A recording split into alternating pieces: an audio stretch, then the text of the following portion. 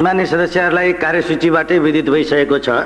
अब म मान्य मदन कुमार भण्डारीलाई टनकपुर बाँध परियोजनासँग सम्बन्धित सम्झौता दुवै सदनको संयुक्त बैठकको क्षेत्राधिकारको विषय भएकोले प्रतिनिधि सभामा छलफल नगरियोस् भनी प्रस्ताव प्रस्तुत गर्न अनुमति दिन्छु।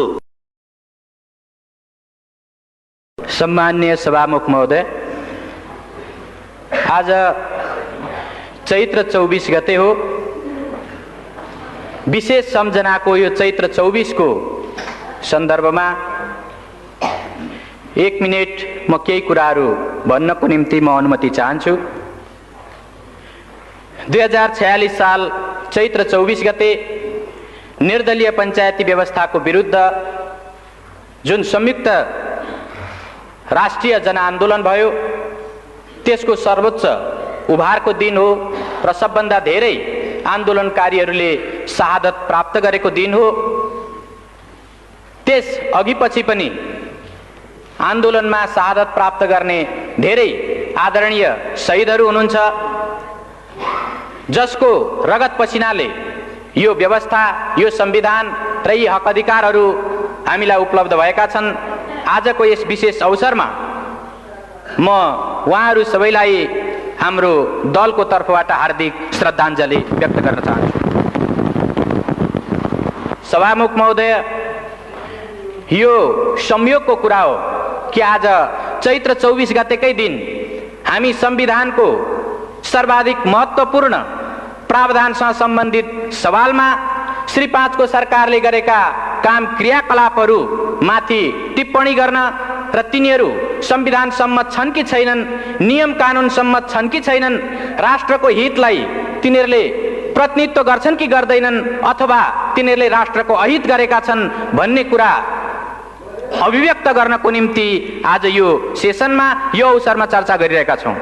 सभामुख महोदय, अहिले भर्खरै माननीय जलस्रोत राज्य मन्त्रीले टनकपुर परियोजना सम्बन्धी सम्झौताको जुन प्रस्ताव प्रस्तुत गर्नुभयो, त्यस सम्बन्धमा हाम्रो दलको तर्फबाट, प्रतिपक्षको तर्फबाट त्यो सम्झौताको बारेमा, त्यो प्रस्तावको बारेमा, त्यसमा भएका विषयवस्तुहरूको बारेमा हाम्रो आपत्ति, हाम्रो विरोध र यो प्रस्तावलाई प्रतिनिधि सभामा प्रस्तुत गर्नु संविधान सम्मत हुँदैन, नियम कानुन सम्मत हुँदैन र यसलाई यहाँ प्रस्तुत गर्ने र छलफल गर्ने कुरा संविधान र नियम कानुनको उल्लङ्घन गर्ने कुरा हो।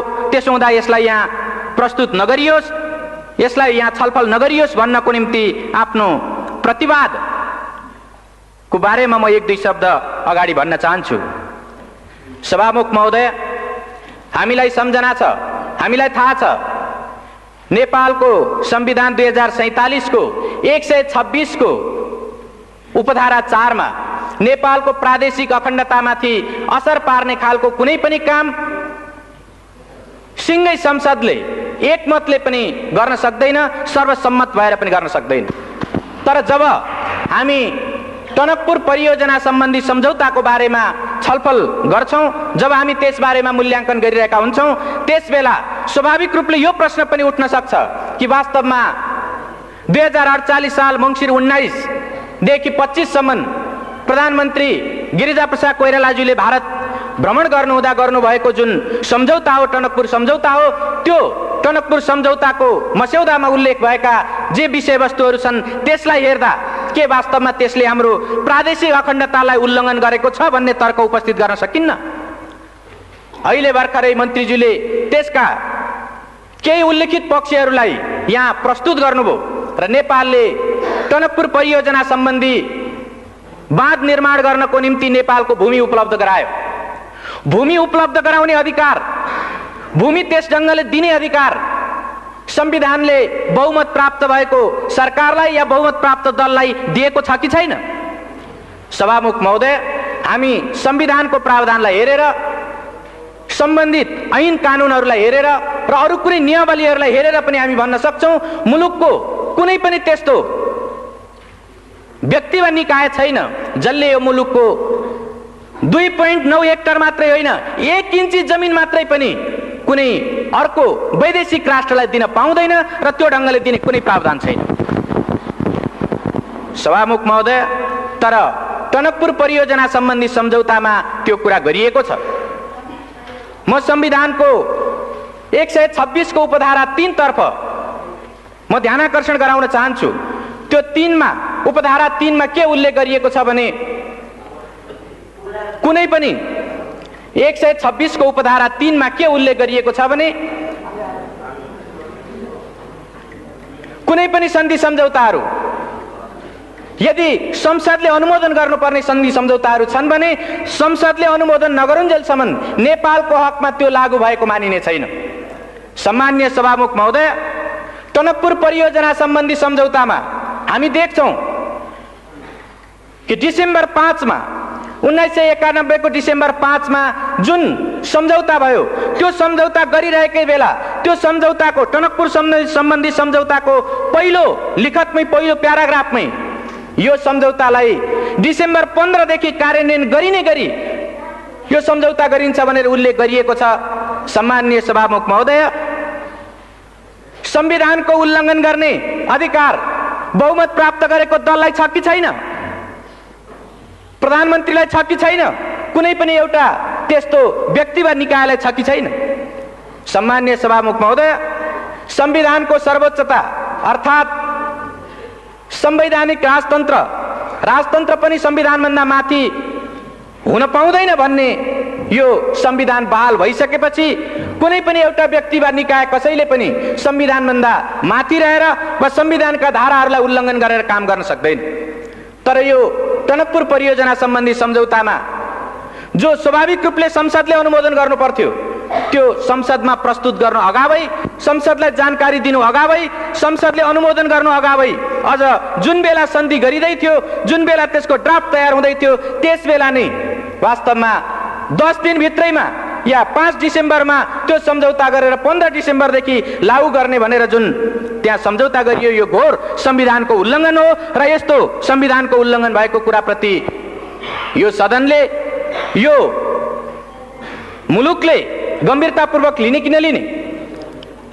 आदरणीय सभामुख महोदय, हामी यो कुरालाई अत्यन्त गम्भीरताका साथ लिनुपर्छ भन्ने ठान्छौँ। स्वाभाविक रूपले टनकपुर परियोजना सम्बन्धी सन्धि भइसकेपछि यो सदनलाई थाहा छ योभन्दा अगाडि पनि 2टा वा त्योभन्दा बढी सेसनको अवधिभरि राष्ट्रले यसबारेमा चर्चा परिचर्चा गरेको छ। सबै सन्धि सम्झौताहरू संसदमा प्रस्तुत गरिनुपर्छ र टनकपुर सम्बन्धी जुन सम्झौता हो यो सम्झौता सदनमा प्रस्तुत गर्ने र सदनद्वारा अनुमोदन गरिनुपर्ने सम्झौता हो भनेर हामीले प्रतिपक्षको तर्फबाट यही सदनमा र योभन्दा अगाडिका सेसनहरूमा पनि हामीले दृढतापूर्वक उठाएका छौँ। सभामुख महोदय, तर सत्ता पक्षबाट लगातार त्यो कुरालाई व्यवस्था गर्दै, लगातार त्यो कुरालाई अस्वीकार गर्दै यो कुनै सन्धि भएकै छैन, सन्धि भएकै होइन भनेर मुलुकलाई 1 वर्षसम्म लगातार गुमराहमा राख्ने, ढाँट्ने काम भयो। आदरणीय सभामुख महोदय, हामीलाई सम्झना छ त्यसबेला सरकारले टनकपुर सम्बन्धी सन्धि सम्झौताको सम्बन्धमा चर्चा गर्दा वास्तवमा टनकपुर परियोजनामा महाकाली नदीको जुन ठाउँमा टनकपुर परियोजना बनेको छ त्यो भारतीय नदी हो र त्यस ठाउँमा नेपालको अधिकार छैन भन्ने जिम्मेदार मन्त्रीहरूले, सत्ता पक्षका जिम्मेदार माननीयहरूले त्यो कुरा राख्नु भएको थियो। त्यति मात्रै होइन, स्वाभाविक रूपले त्यसको जुन अभिन्न अङ्गको रूपमा रहेको बायाँ तटबन्ध हो त्यो बायाँ तटबन्धमा प्रयोग भएको नेपाली भूभाग त्यो टनकपुर परियोजनाको अभिन्न अङ्गको रूपमा होइन, त्यो त केवल नेपालतर्फ आउने बाढीलाई रोक्नको निम्ति मात्रै प्रयोग भएको भनेर बनाइएको भनेर श्री 5 को सरकारले उल्लेख गरेको थियो। त्यस ढङ्गले जिम्मेदार मन्त्रीहरूले राख्नु भएको थियो। सम्माननीय सभामुख महोदय, प्राकृतिक स्रोतको उपयोगको बाँडफाँड भएको छैन,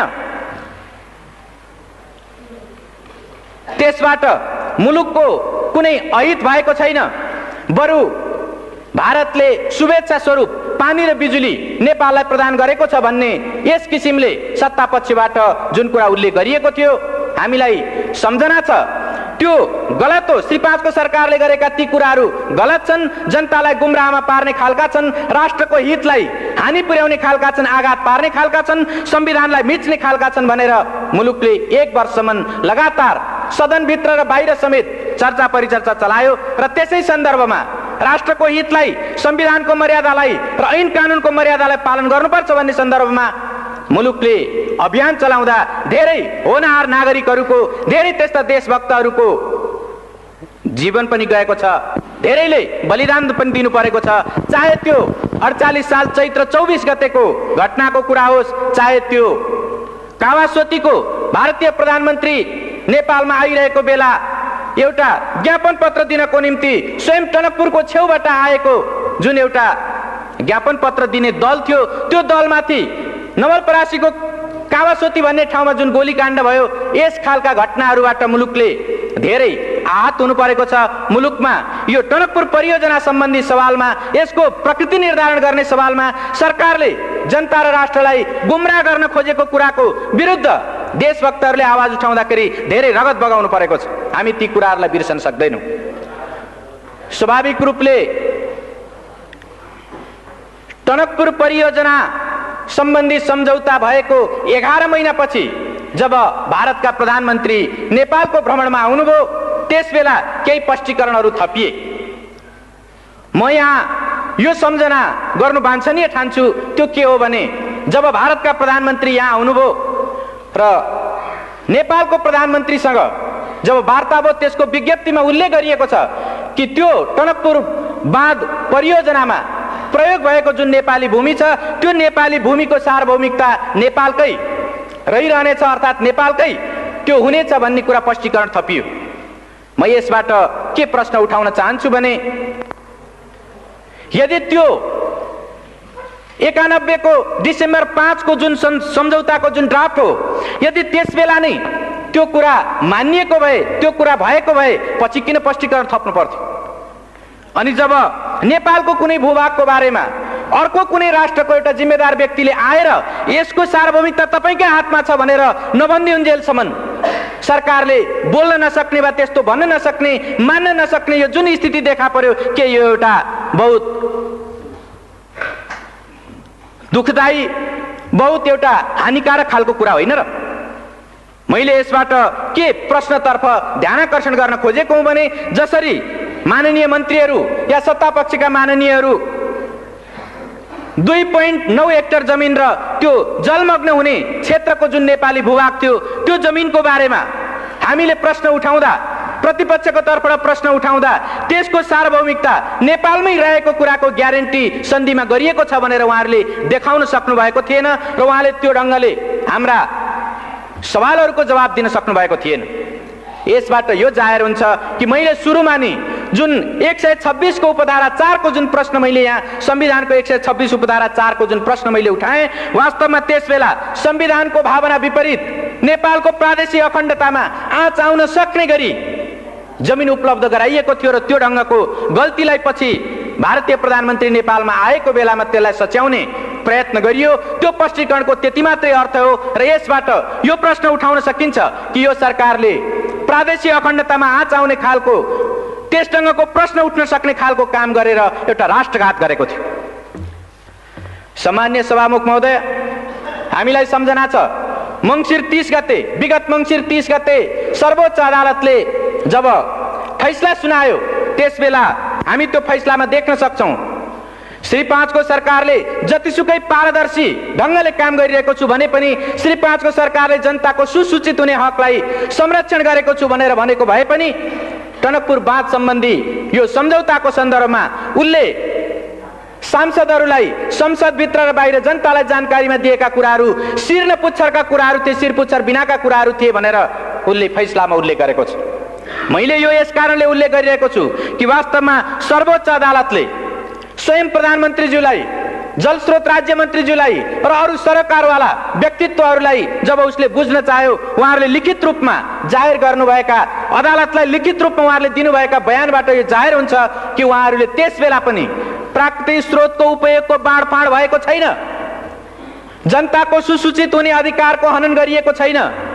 यो बायाँ तटबन्ध भनेको त्यो टनकपुर परियोजनाको अभिन्न अङ्ग होइन र महाकाली नदीको जुन ठाउँमा टनकपुर बाँध परियोजना बनेको छ त्यो परियोजना भित्र नेपालको नदी अधिकार अर्थात् नेपालको त्यहाँ पानी सम्बन्धी अधिकार त्यस्तो छैन भनेर जुन उहाँहरूले उल्लेख गर्नुभएको थियो त्यो कुराको खिलाफमा सर्वोच्च अदालतले श्री 5 को सरकारले सुसूचित नगरेको शिर न पुच्छरको कुरा जानकारी दिएर तर उसले वास्तविक जानकारी नदिएको र प्राकृतिक स्रोतको उपयोगको बाँडफाँड भएकै हो भन्ने कुरा र देब्रे तटबन्ध टनकपुर परियोजनाको देब्रे तटबन्धमा प्रयोग भएको नेपाली जुन भूभाग छ र त्यो भूभागमा बनेको जुन बाँध छ त्यो बाँध टनकपुर परियोजनाको अभिन्न अङ्ग हो भन्ने कुरा उसले फैसला गरेको छ।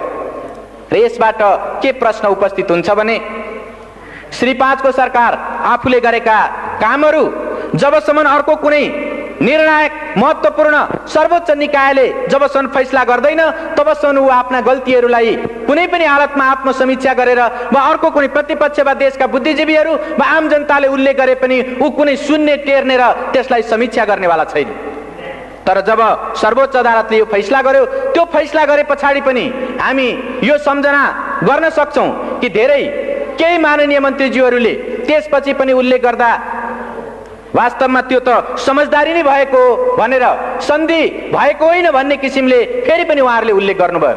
फेरि पनि केही सत्तापक्षका माननीय सदस्यहरूले त्यस ढङ्गले उल्लेख गर्नुभयो। साँच्चै भन्ने हो भने यसो भन्न सकिन्छ सर्वोच्च अदालतको फैसलालाई पनि अपमान गर्ने खालका कुराहरू उहाँहरूले धेरै ठाउँमा उल्लेख गर्नुभएको छ।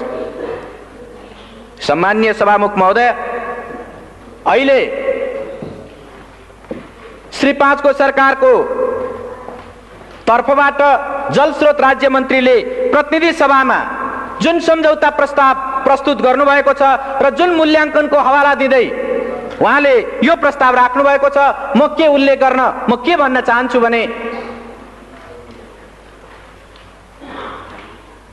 श्री 5 को सरकार संविधान ऐन कानुन राष्ट्र र जनताको हितमा व्यवस्थाको हितमा नहुने खालका आफ्ना क्रियाकलापहरूलाई सकेसम्म ढाकछोप गर्न चाहन्छ र हामीलाई यो सम्झना छ कि बितेको 1 वर्षसम्म यो सन्धि नै होइन भनेर उत्तिकै दृढताका साथ प्रधानमन्त्री लगायत सबै माननीय मन्त्रीहरू र सत्तापक्षका सांसदहरू यो उल्लेख गरिरहनु भएको थियो। अहिले सर्वोच्च अदालतले फैसला सुनाइसकेपछि यो सन्धि हो र यसलाई संसदमा लगेर अनुमोदन गराउने सर्वोच्च अदालतको आदेश छ।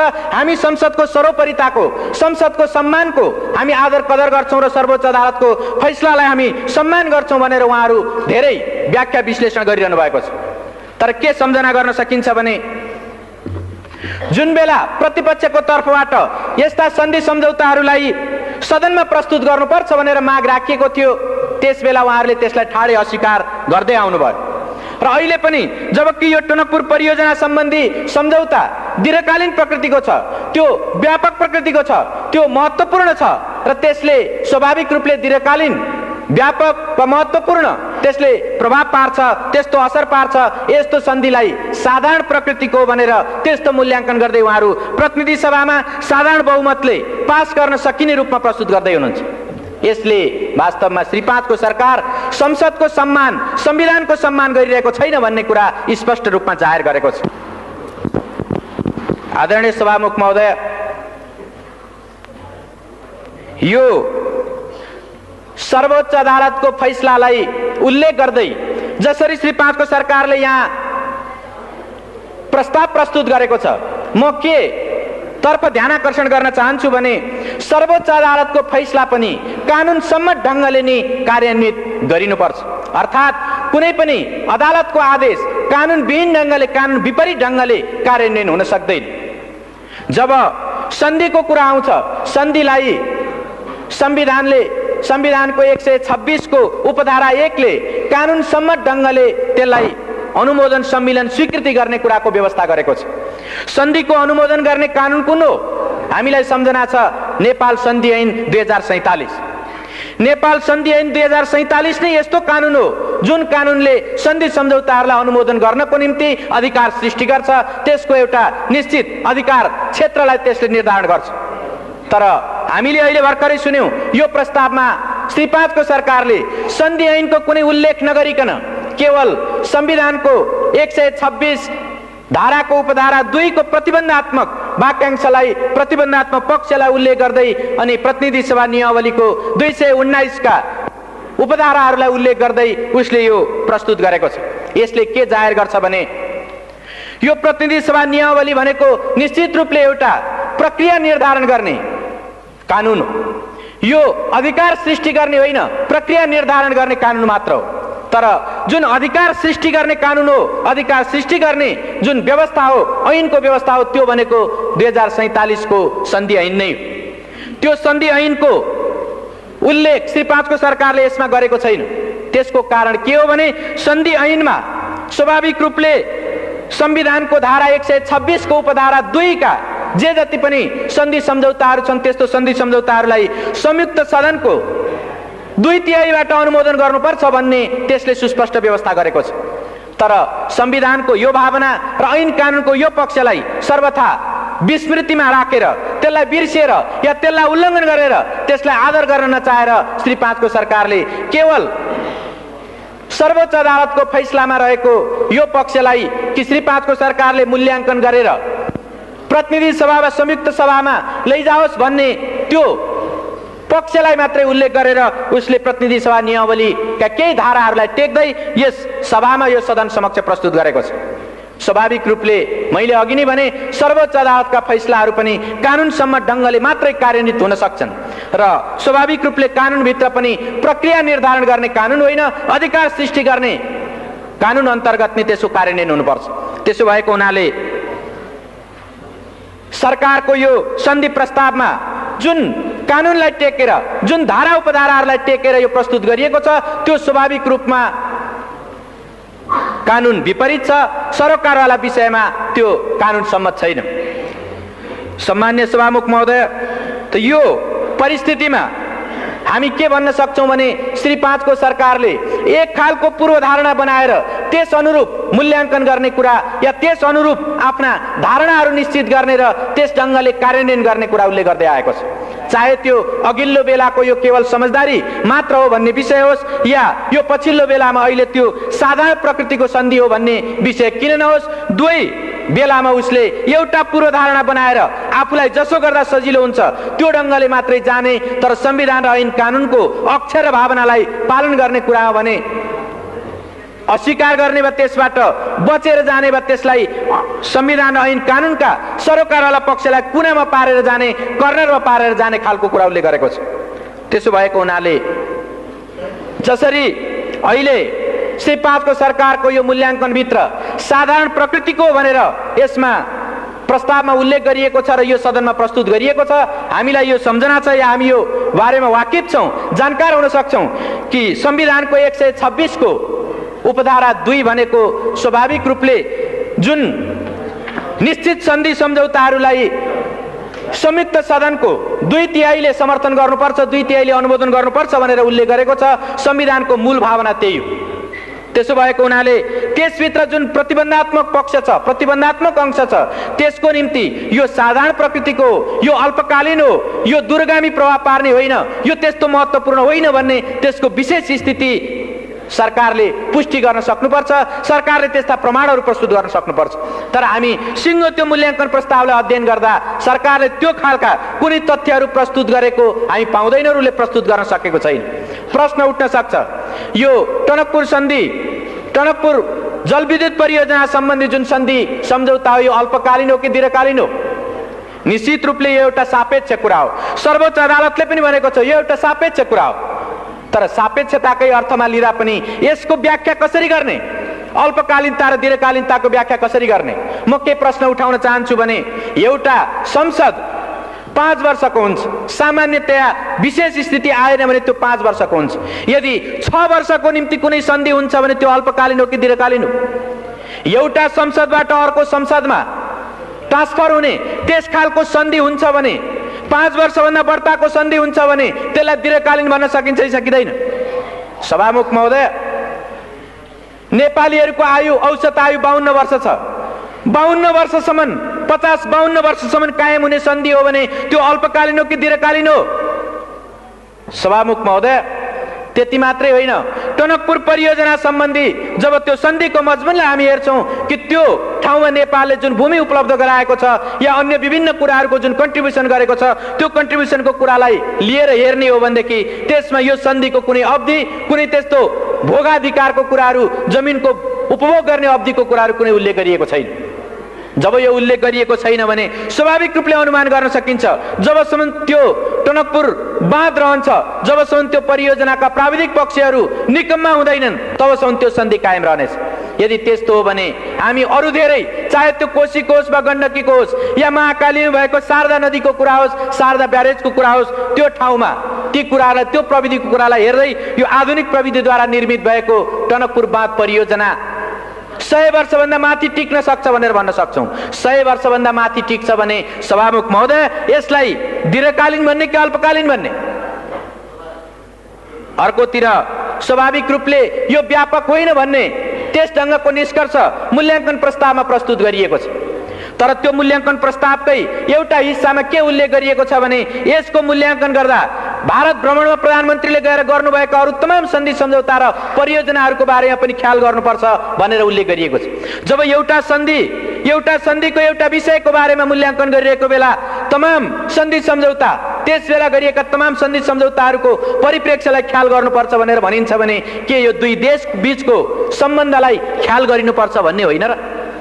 व्यापारको कुरा या व्यापार वाणिज्यको कुरा अरू तमाम क्षेत्रको, चाहे निर्माणको होस् या व्यापारको होस् या अन्य सम्बन्धको कुरा होस्, त्यो तमाम सवालमा ख्याल गर्नुपर्छ भनेर स्वयं यो मूल्याङ्कन प्रस्तावले उल्लेख गर्छ भने के यो व्यापक प्रकृतिको भएन र? सभामुख महोदय, स्वाभाविक रूपले यसलाई जसरी श्री 5 को सरकारले व्यापक होइन भन्दै, दीर्घकालीन होइन भन्दै, दूरगामी प्रभाव पार्ने छैन भन्दै जसरी प्रस्तुत गरेको छ, त्यो एउटा पूर्वाग्रह र एउटा पूर्वधारणामा, एउटा पूर्वाग्रहमा त्यो आधारित छ र स्वाभाविक रूपले त्यो गलत छ। संविधान र ऐन कानुनको भावना विपरीत छ र त्यसै भएको हुनाले हामी यसलाई प्रतिनिधि सभामा छलफल गर्ने विषय होइन, प्रतिनिधि सभामा प्रस्तुत गर्नु मात्रै पनि वास्तवमा संविधानको भावनालाई उल्लङ्घन गर्नु हो भन्ने हामी ठान्छौँ।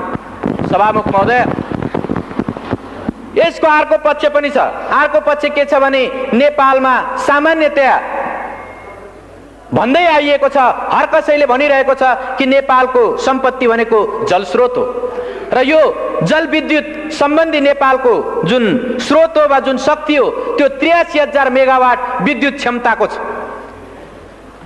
यो 83,000 मेगावाट विद्युत क्षमता भएको जलस्रोतको परिचालन गर्नको निम्ति कस्तो मेकानिजम, कस्तो खालको मेथड, कस्तो खालको तौर तरिका र कस्तो नीति अवलम्बन गर्ने हो भन्ने कुरा पनि यसबाट स्वाभाविक रूपले उपस्थित हुन्छ र यो टनकपुर सम्बन्धी जुन सन्धि भएको छ, यो सन्धिले स्वाभाविक रूपले भविष्यको निम्ति एउटा प्रेसिडेन्स, भविष्यको निम्ति एउटा नजिर पनि स्थापित गर्छ। जब यसको समयावधिको कुरा, यसले नेपाल र भारतको बीचमा भइरहेका तमाम सन्धि सम्झौताहरू र दुई मुलुकको बीचको सम्बन्धको कुरा र यसले नेपालकै अरू प्राकृतिक स्रोत सम्पदाहरूलाई भविष्यसम्म उपयोग गर्ने कुराको, भविष्यसम्म प्रयोग गर्ने कुराको नजिर स्थापित गर्छ भने यसलाई कसरी अल्पकालीन, कम महत्त्वपूर्ण र त्यसलाई साधारण खालको भनेर कसरी भन्न सकिन्छ? त्यसो भएको हुनाले श्री 5 को सरकारले प्रस्तुत गरेको यो मूल्याङ्कन निश्चित रूपमा त्यो संविधान र ऐन कानुन विपरीत छ, राष्ट्रको हितलाई हानि पुर्याउने खालको छ र संविधानलाई उल्लङ्घन गर्ने खालको छ। त्यसो भएको हुनाले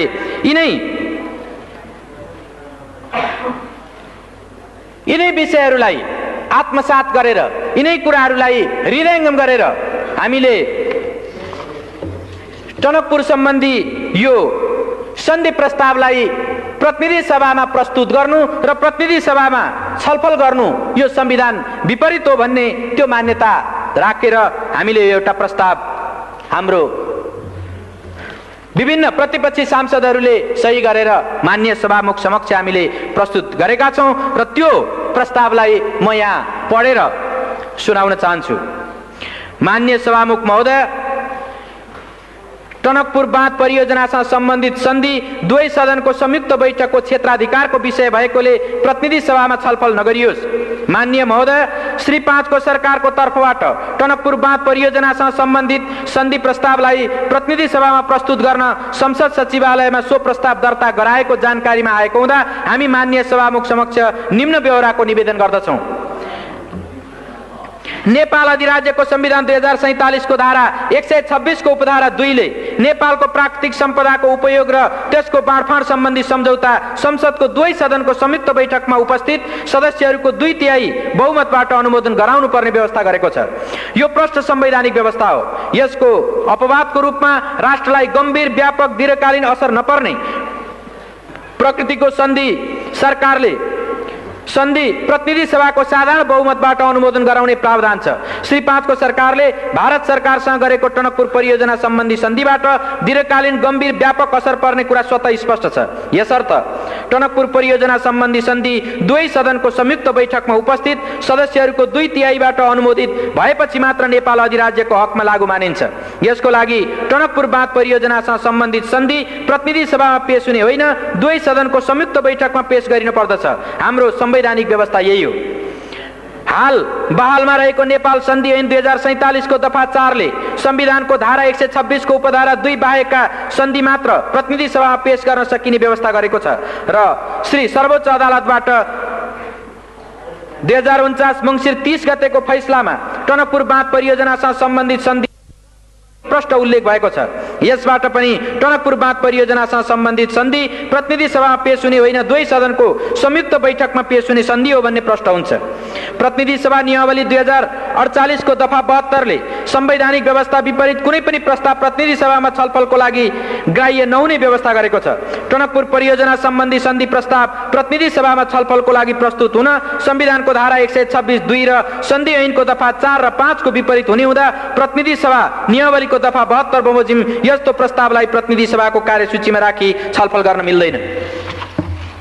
टनकपुर परियोजना सम्बन्धी सन्धि प्रस्ताव प्रतिनिधि सभाको कार्यसूचीमा राखी छलफल गरियोस् भनी श्री 5 को सरकारले संसद सचिवालयमा दर्ता गराएको प्रस्तावमाथि उल्लेखित प्रकारले संविधान र कानून संगत नभएको हुँदा यो प्रस्ताव खारेज गरियोस् भनी माननीय सभामुख समक्ष सादर अनुरोध गर्दछौँ। साथै टनकपुर परियोजना सम्बन्धी सन्धि प्रस्तावमाथि छलफल गर्न र निर्णय गर्न संविधानको धारा 126(2) र सन्धि ऐन 2047 को दफा 5 बमोजिम दुवै सदनहरूको संयुक्त बैठक बोलाउन माननीय सभामुख महोदयसँग अनुरोध गर्दछौँ।